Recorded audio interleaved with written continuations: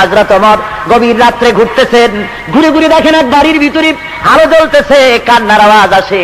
হুজুর ভিতরে ঢুকলেন হযরত ওমর, যে বলেন, ওগো মহিলা, তুমি তো বড় বেশি জালেম, এত রাত হয়েছে এখনো কেন তুমি রান্না করনি? ছেলেপেলেরা কান্দে কেন? মেয়ে লোককে বলতেছেন, আমির হে পথিক, তোমারে আমি চিনি না, তুমি আমারে জালেম বলতে পারো না।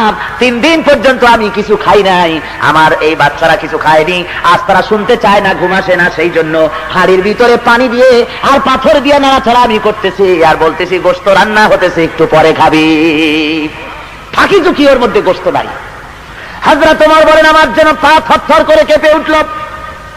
এরা মদিনার লোক ছিল না, এরা ছিল বাইরের থেকে এসেছিল, তাবু গেড়ে এখানে রয়েছে, তারা মদিনায় বেড়াতে এসেছে, এসেই দুরবস্থায় পড়েছে। হযরত ওমর চলে গেলেন বাইতুল মালের কাছে, গিয়ে সেখানে তিনি আসলামকে ডেকে বললেন, আসলাম রে, শিগগির করে একটা বস্তা আনো, আটা ঢুকাও, তরি তরকারি ঢুকাও, বস্তার মুখ বন্ধ করো। বস্তার মুখ বন্ধ করা হলো। এবার ওই বস্তা ধরে হযরত ওমর বলেন, আসলাম বস্তাটা আমার মাথার উপরে উঠায় দেই। আসলাম বলেন, হুজুর বস্তা বহনকারী খাদেম তো আমি আছি, আপনি কেন মাথায় নেবেন?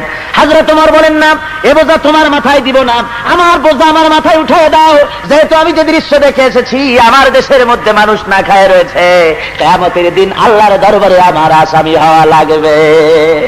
আমার বোঝা আমার মাথায় উঠায় দাও। আর তার বোঝা মাথায় দিয়া আমিরুল মুমিনিন ছুটতেছেন, দৌড়াতেছেন, বুড়ির তাবু পর্যন্ত গিয়া তার বস্তা নামাইলেন, বের করে বলেন, মা রুটি বানাও তাড়াতাড়ি করে। হযরত ওমর নিজে তরকারি করতে লাগলেন, রান্না হয়ে গেল। ছোট্ট ছোট্ট বাচ্চাগুলি আমিরুল মুমিনিন নিজের কোলের উপরে বসাইয়া রুটি ছিঁড়া তরকারি মাখাইয়া খাওয়াইতেছেন আর বলছেন, মা তুমিও খাও। মহিলা দেখতে পাচ্ছি, হযরত ওমরের চোখ থেকে পানি পড়তেছি।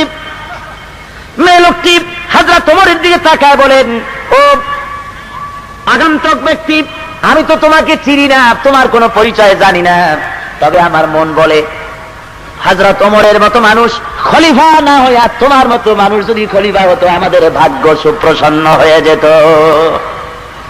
হযরত ওমর গভীর রাত্রে নিজের পরিচয় দিলেন না, বললেন, ও মা, তুমি খলিফার দরবারে কাল যাইও, সেখানে তুমি আমারে পাবে, তোমারে বেশি কিছু দেওয়ার ব্যবস্থা হয়ে যাবে।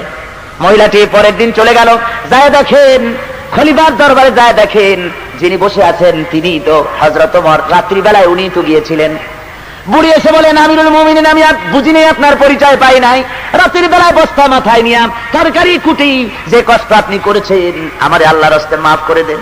হযরত ওমর বিনীত ভাবে বলে, ওগো মা, তুমি আমার কাছে উল্টা মাফ চাইও না, আমি খাত্তাবের পুত্র ওমর তোমার কাছে মাফ চাই, আল্লাহর রাস্তে আমারে মাফ করে দিও। বিগত 3 দিন তোমার তাবুতে গিয়া খোঁজ দিয়ে তোমার খানা যে আমি দিয়ে আসতে পারি নাই, এই জন্য তুমি কিয়ামতের দিন আল্লাহর দরবারে আমারে আসামি বানাইও না। ও যুবক মুসলমান, কোন কালমাস, কোন লেনি সারাতে জীবনে এমন একটা আদর্শ সেট করতে পেরেছে?